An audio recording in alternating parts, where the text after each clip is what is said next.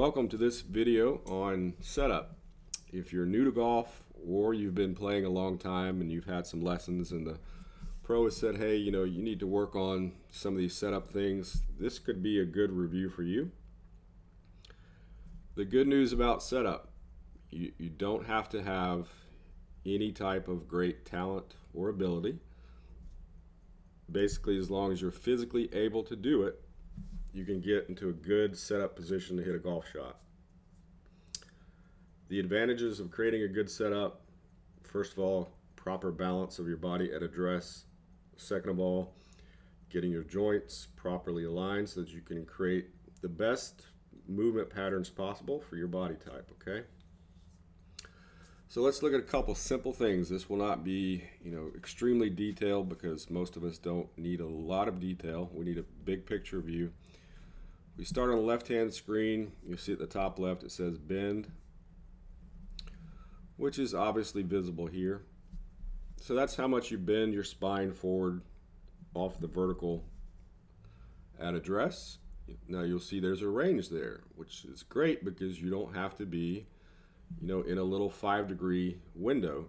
There's a pretty large window there of opportunity to get set up. Some of the things that would determine how much forward bend you have would be length of arms, length of golf club, length of torso, and to some small extent lying with a golf club. So that's why you're going to see a range that's fairly large, because all of us are built differently and we can't all set up the exact same 2 or 3 degree window because of our builds.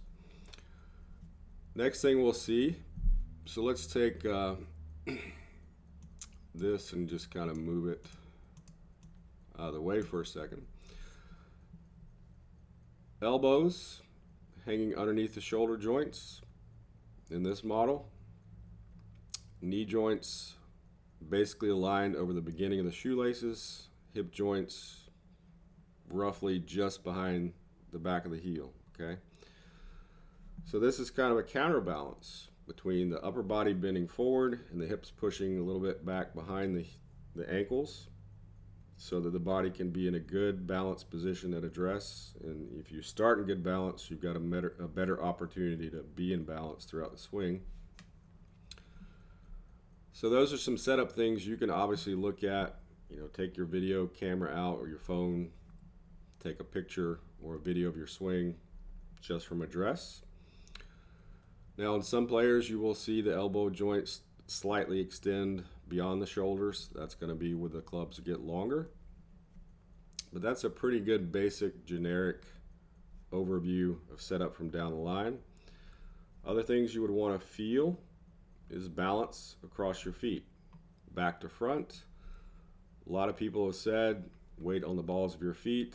That would be basically somewhere between there and there. The biomechanist that I've had the opportunity to listen to would disagree with weight on the balls of the feet, because that's based on sports where you're having a lot of motion. Golf swing, we're not trying to move our feet around.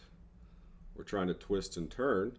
We're not shuffling side to side or running and jumping or anything like that. So again, the best opportunity for balance is basically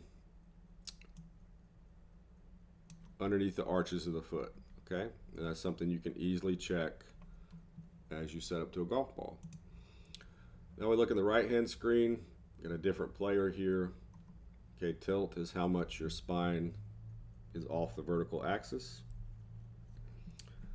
Biggest mistake we see in normal people, and we can check this really well with our 3D systems, is tilt of the spine at address. The average player is usually much too vertical, or even a few degrees leaning upper spine towards the target. So that's the next step, is making sure you're tilted properly with the spine to the right. That gives the right shoulder the appearance of being under the left, which it is. It also allows your right hand to grip the club because you can't have your arms the same length at a dress because your right hand can't fit underneath your left. So next we're going to take a look at a very easy setup drill to do that'll help you nail this down. Okay, step one for creating side bend.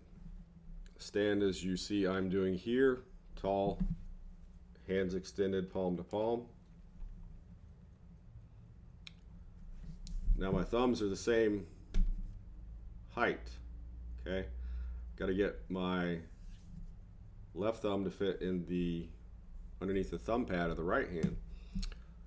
So let's watch this.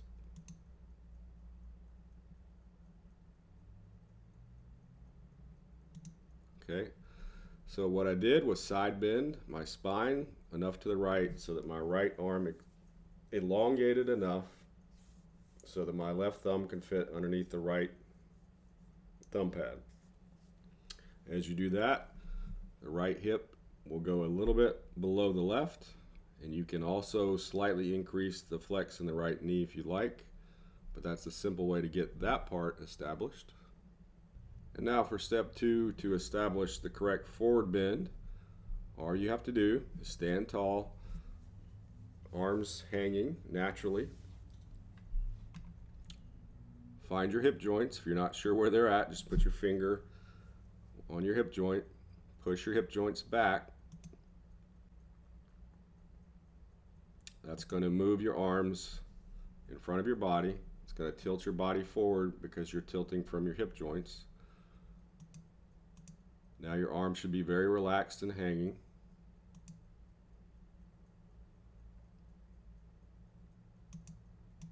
Okay, just like so. Now if I just hold the club out there, I've got to bend over enough until my left hand gets down on top of the grip, and then I can create that little side bend feel, and that helps me set up both of these equations, forward bend and side bend. Now each particular club is going to be slightly different because unfortunately your clubs are not the same length, but that's a good basic template for you to go through. It's very simple.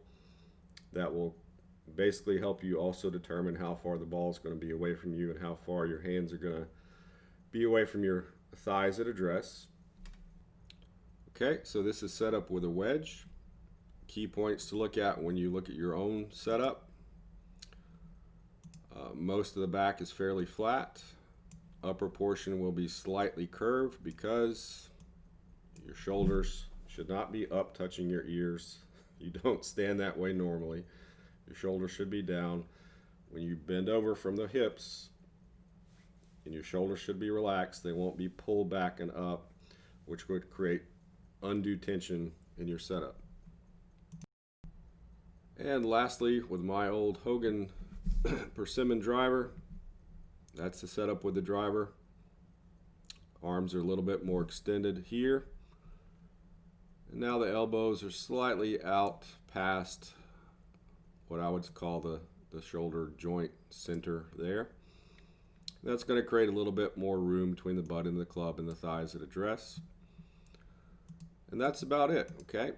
So if you go through these things, especially as a beginner, it gives you a really good opportunity to start your golf life properly. Or if you've been told, hey, some of these things are off, this should help you in a simple way figure out how to get a good setup and get you started or continuing in the proper way.